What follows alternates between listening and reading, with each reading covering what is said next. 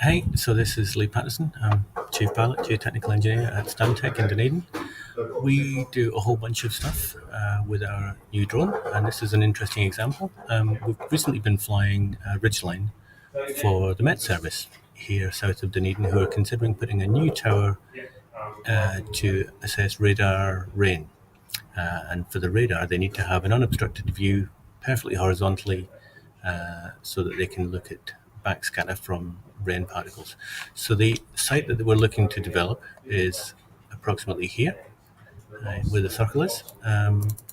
If I zoom in a little bit, we'll be able to see what we get out of the 3D model after we have flown the photography. We can send this off to Pix4D, is our current supplier, and we can produce a very fun-looking 3D model. It can be made very accurate with some traditional survey as well. This particular model hasn't been reduced in true accuracy by traditional survey, but you can see that we get a good set of information. In this particular site, the client is also employing an arborist, a forester, to look at some particularly sensitive trees. This section of land on this side of the road is Department of Conservation Reserve, and the DOC are not too worried about knocking down pine trees, but they get a little bit more concerned about knocking down native trees that have been quite matured. So we get this really good 3D model. In this instance, I normally spend a lot of time trying to get rid of vegetation to try and get myself a digital terrain model, and we have ways of doing that quite well. What we have here is we have the overlying image, which is the flat Earth image, and we can also see the digital surface model, which is cold at its lowest extent, hot at its highest extent.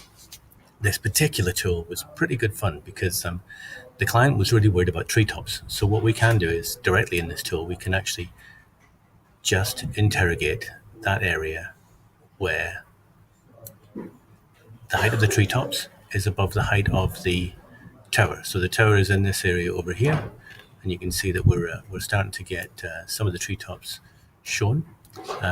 So in this particular analysis, I'm just looking at the top 12 meters.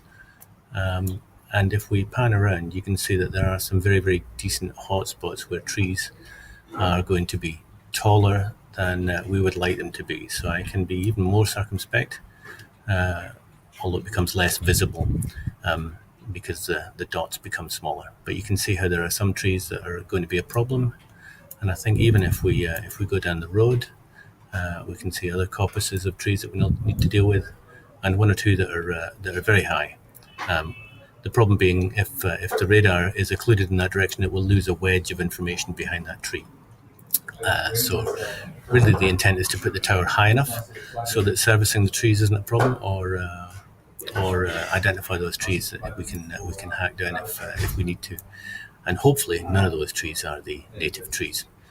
But like I said, this has been a fairly interesting use of the tool because we can directly interrogate the digital surface model to look at the high spots and really inform the arborist which areas he needs to focus on to identify the trees. Good project.